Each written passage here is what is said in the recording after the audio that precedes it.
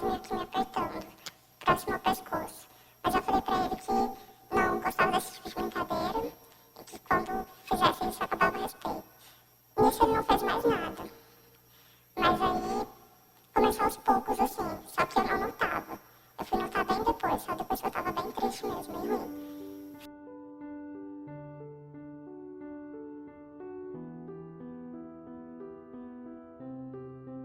Aqui já aconteceu um caso de uma mulher vir aqui porque a noite inteira ela ficou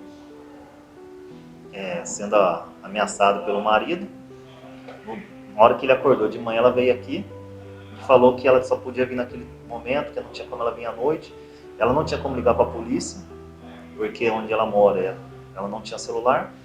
Então ela não ia 2 horas da manhã na casa do vizinho pedir ajuda para ligar para a polícia, toda vez ela estava fazendo isso.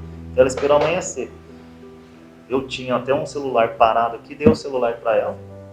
Falei, ó, só não tem um chip, você coloca o chip para ligar para 190 e ele liga. O rapaz foi lá, pegou o celular dela e trocou em droga. Bateu nela e trocou em droga. Polícia Militar. Tá dando pique aqui em casa, o meu pai, ele quer bater na minha mãe. Ele tá ameaçando colocar fogo na casa. Se vem rápido, pelo amor de Deus. Ele tá ameaçando minha mãe. Por favor, eu preciso de ajuda. O meu namorado tá me agredindo. Agora eu preciso de ajuda. Você encontrar no meu celular vai ser pior. Tô te avisando. Perto. Ele mora perto do dele. De acordo com a última pesquisa divulgada pelo Anuário Brasileiro de Segurança Pública, em 2020 foi registrado um chamado de violência doméstica por minuto no Brasil. Foram 694.131 ligações no 190, um aumento de 16,3% em relação ao ano anterior. Oi, da polícia. Sim, Polícia Militar. Oi? Alô, pode falar. O meu marido tava me espancando. Quem? O meu marido. Seu marido? Eu consegui correr e deixar meus 2 filhos ali. Eu tô toda machucada. Aqui mesmo já aconteceu de chegar a mulher aqui falando que estava sendo agredida. Na hora nós já montamos uma equipe, vamos até o local e realizamos a prisão em flagrante. Já chegou de várias formas, pela delegacia, pelo Ministério Público e por denúncia, né? Às vezes a gente recebe alguma denúncia, vai verificar a denúncia e caso seja realmente confirmado, aí é feito o início do acompanhamento. É importante falar que a gente, a equipe, ela vai até a casa dessa família e com um olhar técnico, então é avaliado outras questões dentro da realidade daquela família, né? Às vezes não há violência, às vezes, mas existem algumas outras situações, então é sempre com um olhar técnico mesmo. E já aconteceu casos da própria vítima procurar o setor, o CREAS, e solicitar ajuda. Devido à pandemia causada pelo coronavírus e o consequente isolamento social, as vítimas acabam por passar mais tempo com seus agressores, o que as impede de pedir ajuda. Entre os meses de janeiro e junho de 2021, em São Sebastião do Paraíso, foram registrados 35 casos a menos em relação a esse mesmo período de 2020, o que não significa que a violência diminuiu, mas sim que ficou ainda mais difícil para as vítimas pedirem socorro. Na verdade, na pandemia, o índice de violência aumentou, né? Aumentou muito, porque a convivência é maior, né? O agressor está mais com a vítima, então a tensão é maior. Existem vários fatores que assim, pioram mais ainda a violência, que é a crise econômica, às vezes vícios, né? O homem fica mais em casa e bebe e desconta na mulher e às vezes está passando por esses problemas financeiros. Então a pandemia veio ainda para explodir todos esses problemas. Então, ficando mais em convivência com a vítima, com certeza a violência aumentou muito. Mas por que esses índices assim, de denúncia não aumentaram? Porque da mesma forma que elas estão convivendo mais com os agressores, elas também não têm como fazer essa denúncia, porque elas estão mais isoladas, né? Estão isoladas com esses agressores que ameaçam caso elas venham a fazer uma denúncia. Então por isso que esse índice de denúncia não aumentou nesse sentido, porque elas se sentem mais ameaçadas e estão mais isoladas. Muitas pessoas ainda pensam que a violência doméstica ocorre apenas por meio de agressões físicas, mas a realidade não é assim. Os tipos de violência são a moral, em que o homem tenta, o agressor, no caso, pode ser também vir a ser uma mulher, porque em relacionamentos homoafetivos também existe violência doméstica. Então, pode ser a moral, em que o agressor ele difama a imagem da vítima, ele coloca em redes sociais, difama para os amigos, então ele tenta denigrir essa imagem da mulher. A violência patrimonial, que é aquela violência em que o homem às vezes impede a mulher de trabalhar, quer controlar o dinheiro que ela ganha, né? Não deixa ela ter liberdade de fazer o que ela quer com o dinheiro dela. Documentos, pega os documentos dela, se apropria de documentos pessoais ou rasga. Então, assim, são esses tipos de violência patrimonial. Tem a violência também física, que é aquela que existe agressões, né, chutes, socos, tapas, empurrões, né? Então, às vezes a mulher pensa assim, só me empurrou, tudo, mas começa assim, né? Então, esses empurrões já é uma violência física. A violência sexual, que é aquela em que o agressor, ele força a mulher a ter relações sexuais, às vezes o que ela não quer, e também às vezes força a fazer um aborto, força a mulher a não tomar anticonceptivo. Então isso tudo é violência sexual. Inclusive mulheres casadas podem estar sofrendo também violência sexual. E a violência psicológica também, que é uma violência que muitas mulheres não sabem que sofrem, mas que é uma violência muito constante, que é uma das que a gente mais percebe, que é a humilhação, aquela que vai deixando a mulher com autoestima baixa, xingamentos, né? Você é burra, você é gorda, então deixa a mulher com a autoestima muito baixa. Às vezes a mulher, ela perde a autoestima e entra numa depressão, né? Muitas vezes ela chega a ter uma depressão profunda. Também agora existe aquela violência, ou conhecido como o stalking, né? Se não me engano, que é a perseguição, fica seguindo a mulher pela rua, e também, ou através dos perfis da rede social da mulher, fica seguindo, constrangendo e até sendo uma forma de intimidá-la e ameaçá-la. Também é um crime novo, foi implantado a partir de julho, com pena até 2 anos. Eu estava fora do trabalho, né? Estava afastada. A gente não tinha nada, assim. Ele não ajudava com aluguel, água, luz, alimentação, nada. A gente não tinha nada mesmo. Ele só ia lá pra ameaçar mesmo. Pra falar que ia tentar pegar nossa filha,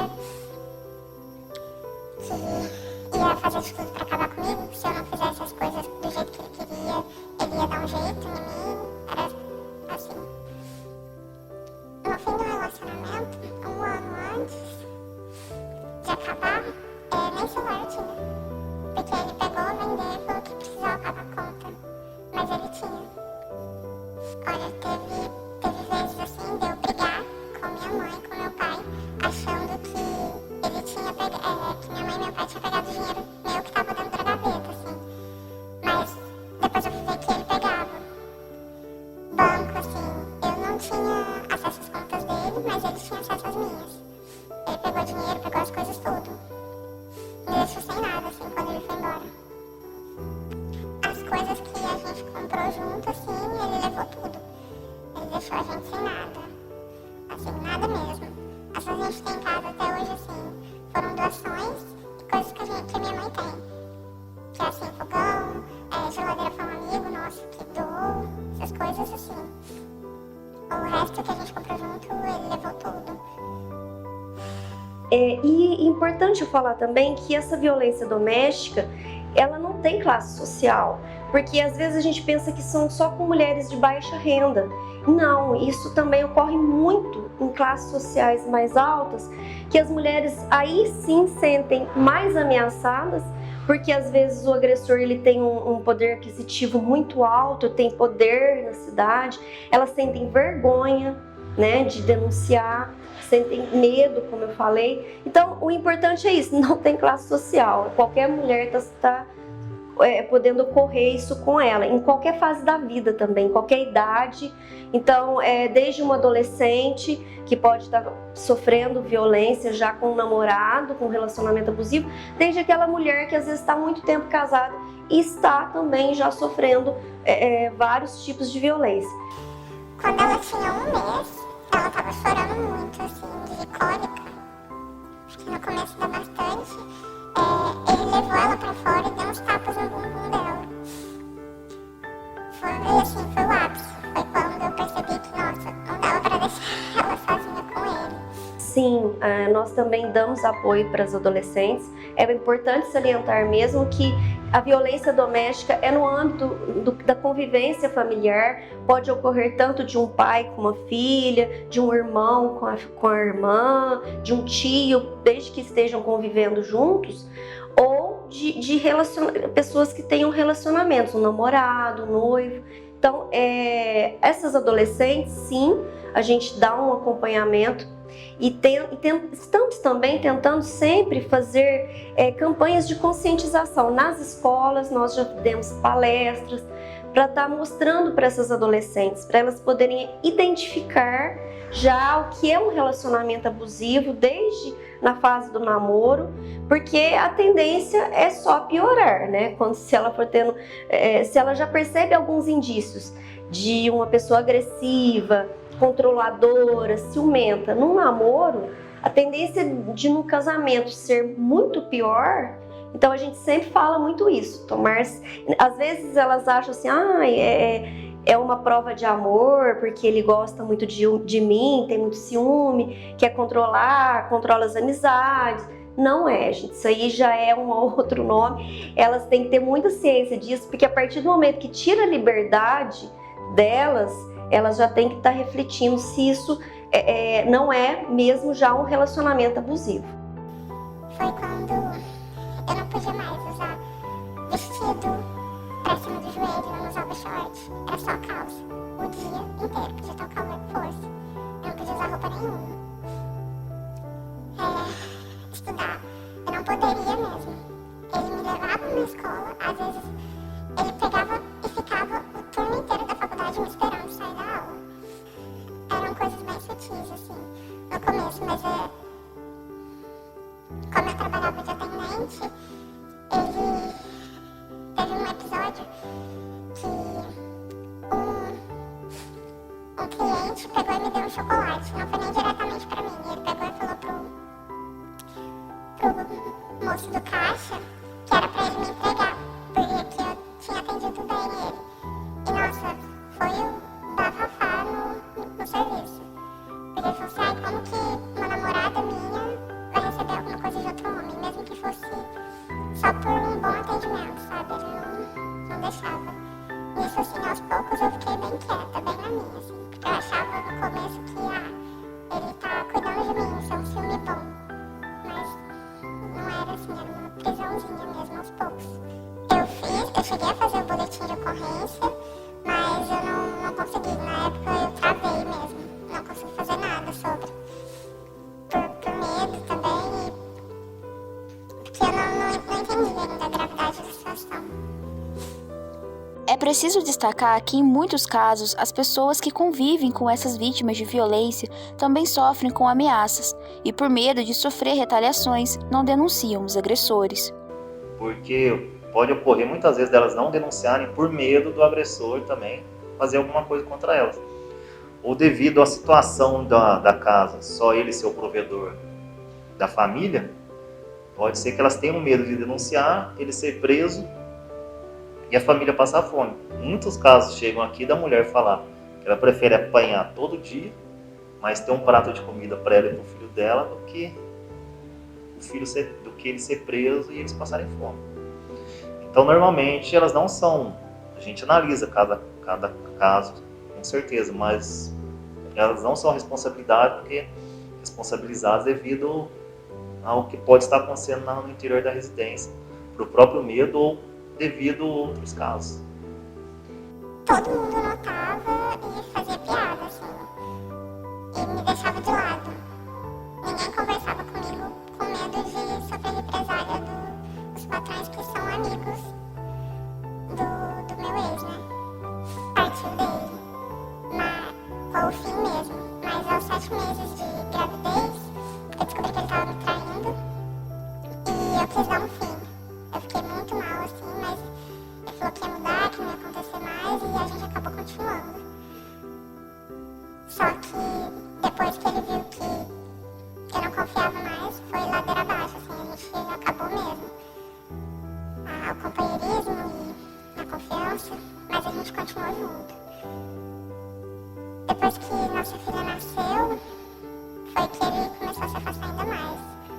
Não brincava com ela, chegava do serviço, ele só queria ficar no telefone, não conversava comigo, não brincava com ela. Quando ele terminou, ele só falou que estava se mudando para casa da avó dele, mas que estava tudo bem entre a gente, ele não deixou claro que estava terminando.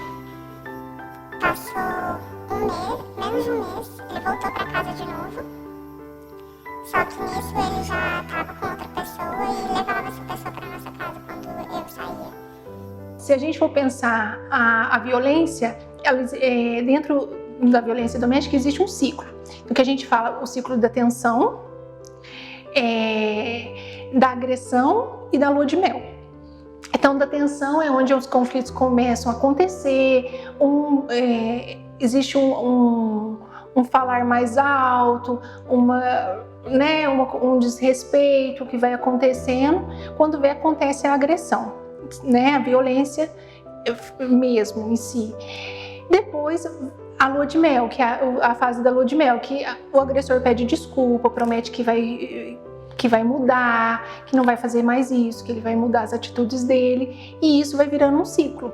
Aí depois volta a ter momentos de tensão, da agressão, da lua de mel. E o que acontece? A tendência, muitas das vezes, é que o espaço entre esses ciclos, eles diminuam, né? E começa a ficar cada vez mais frequente. É mais frequente a tensão, quando logo já começa a agressão e logo já... desculpa, não, fiz errado. Mas existe muita reincidência, sim, com certeza.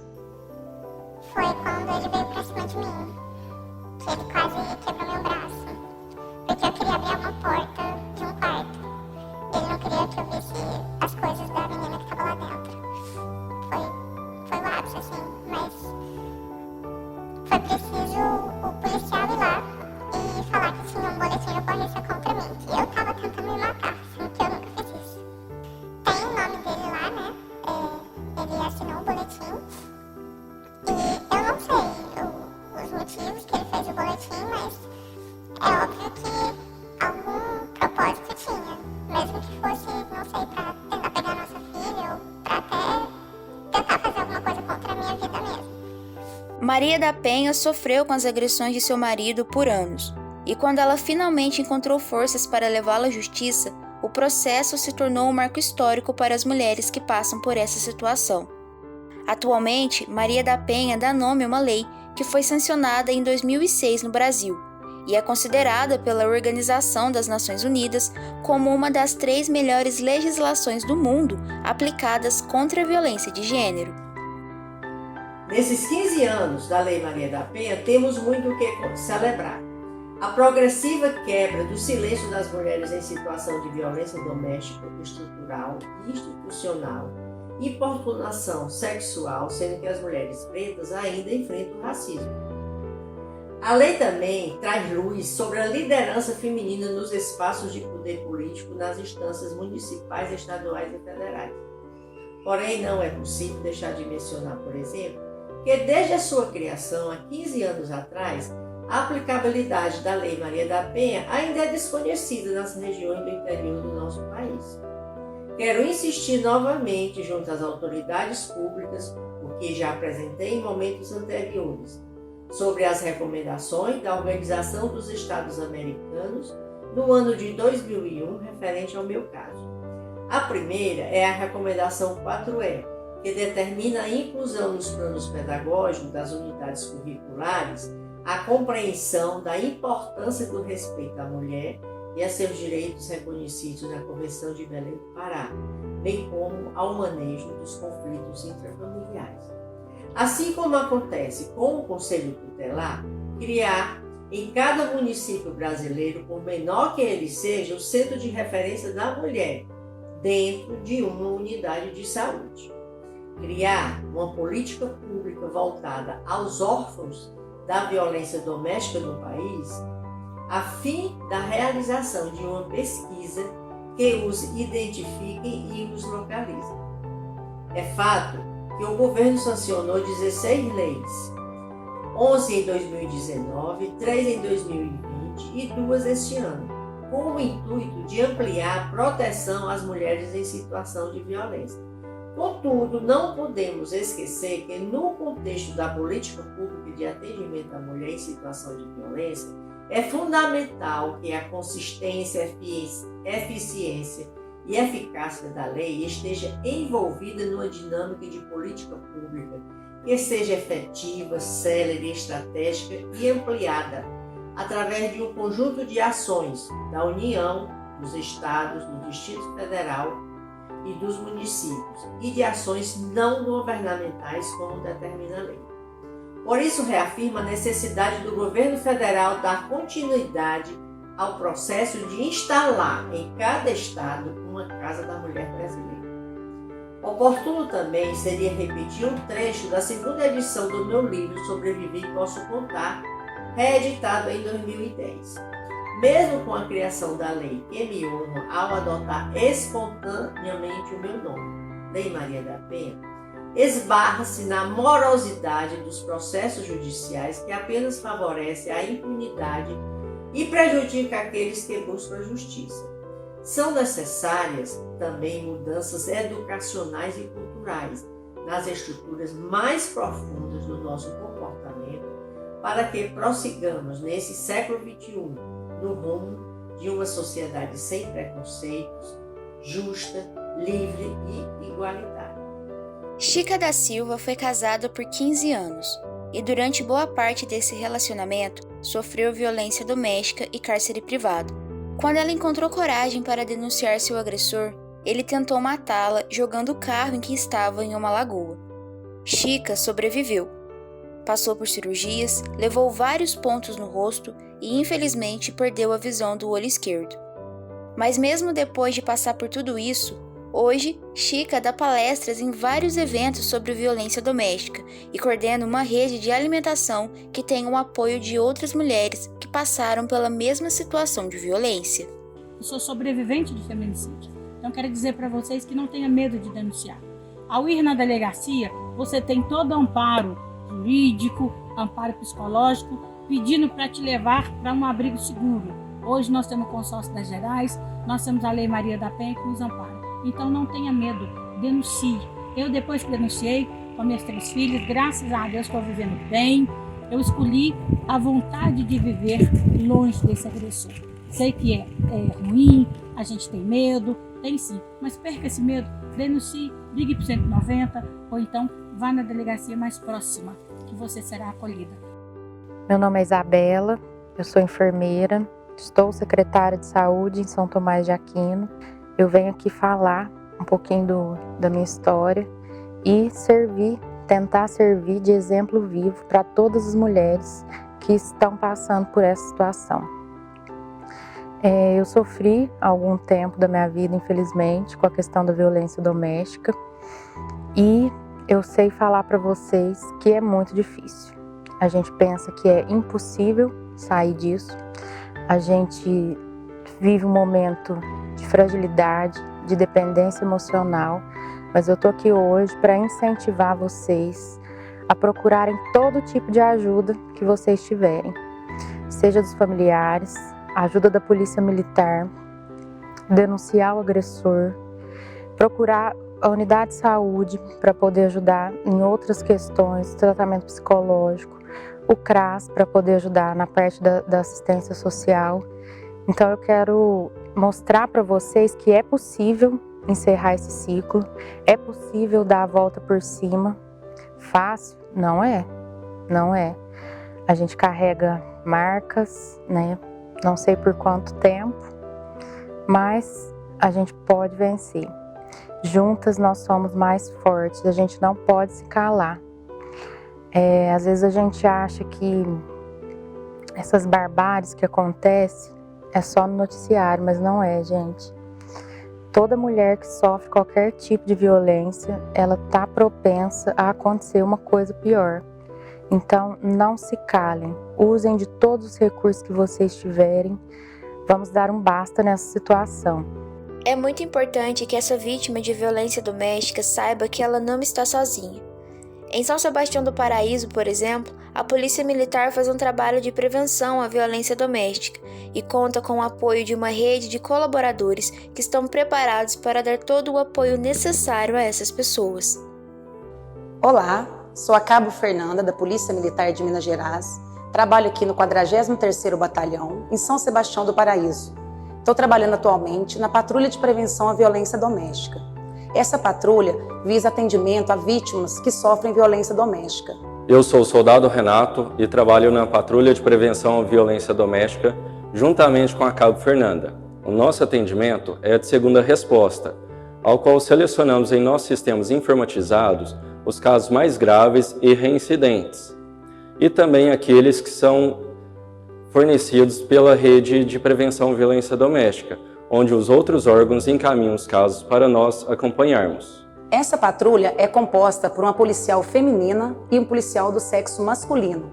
É obrigatória a presença de uma policial feminina, para que as vítimas se sintam mais seguras e mais tranquilas para poder relatar a sua situação.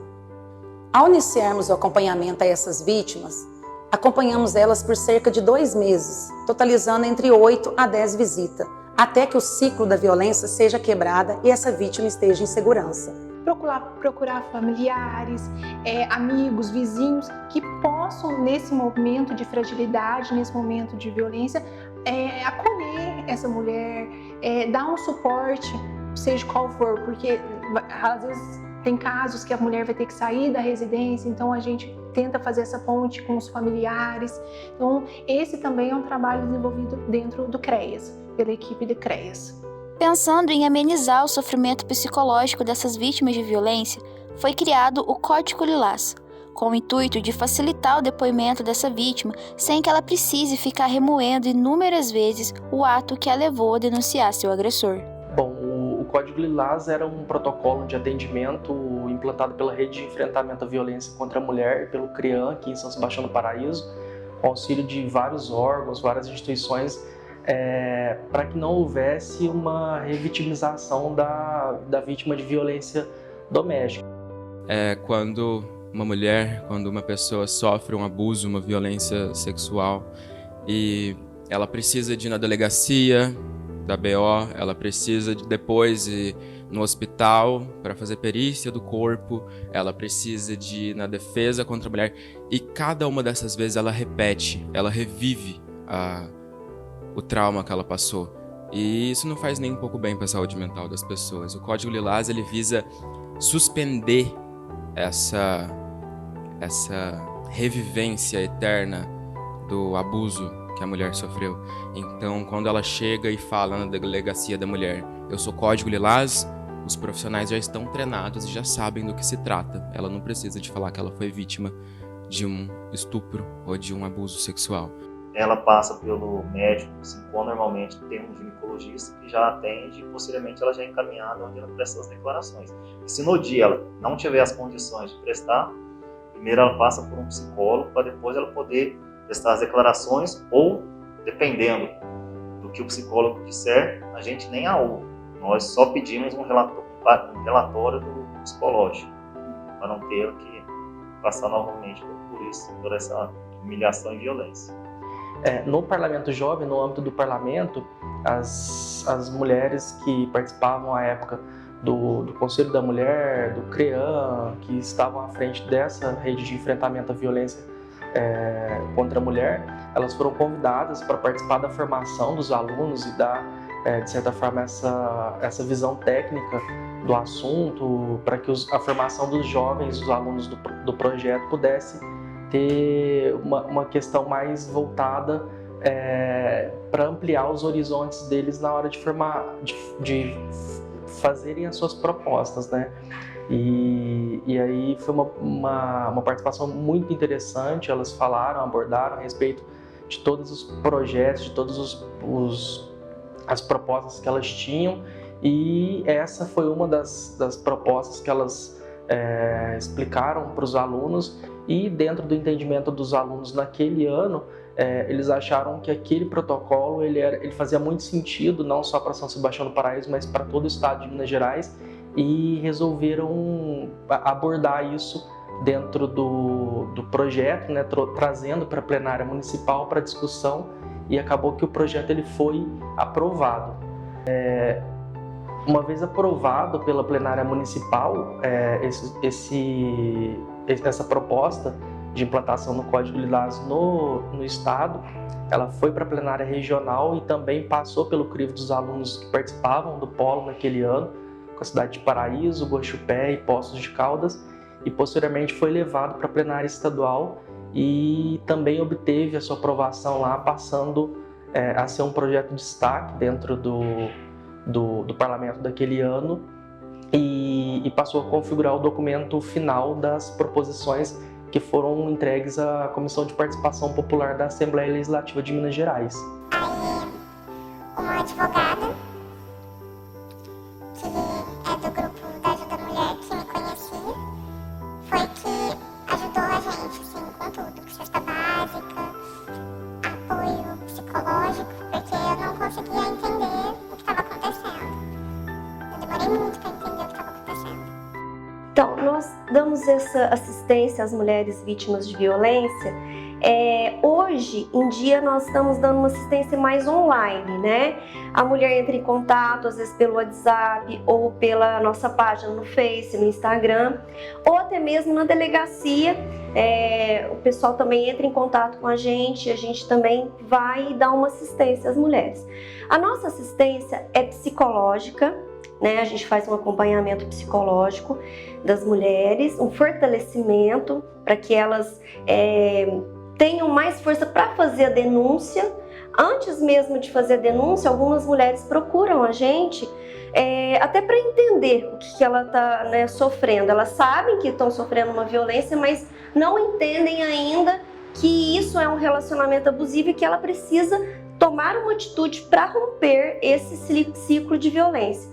Então a gente faz esse trabalho também de fortalecimento e de acompanhamento nos casos que já ocorreu uma violência grave, e também o atendimento jurídico, orientação jurídica, onde a gente explica para elas os direitos, o que elas podem fazer, como elas devem agir, procurar a delegacia, fazer ocorrências, né? Então, e também pedidos de medida protetiva, a gente orienta todas elas. Qual que é a perspectiva do acompanhamento? É fazer com que essa mulher consiga romper com a situação de violência que ela está exposta, né? Aumentar a autonomia, fazer com que ela perceba que ela é uma pessoa de direitos, né? Que consiga realmente romper, sair da situação de violência. Porque a mulher não é porque ela tá ali, porque ela gosta de apanhar, porque ela aceita ser agredida. Não, existem outras questões por trás disso. A gente tem vergonha de expor para os familiares que a gente está passando por essa situação, e tem a questão da dependência emocional que a gente cria com a pessoa, né? A gente fica ali entre o sentimento de medo, de amor, que não é amor, isso não é amor, né? Amor está muito distante de passar perto de qualquer tipo de violência. Então, eu só consigo perceber que é melhor se a gente procurar o tratamento antes de se envolver com alguém, sabe? Porque o fato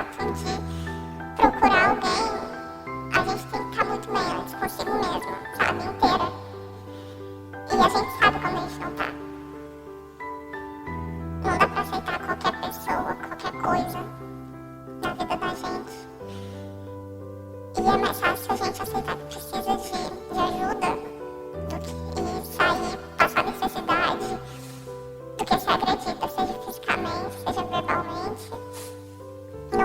Não vale a pena se perder por ninguém. Todas nós, mulheres, estamos sujeitas a passar por essa situação, né?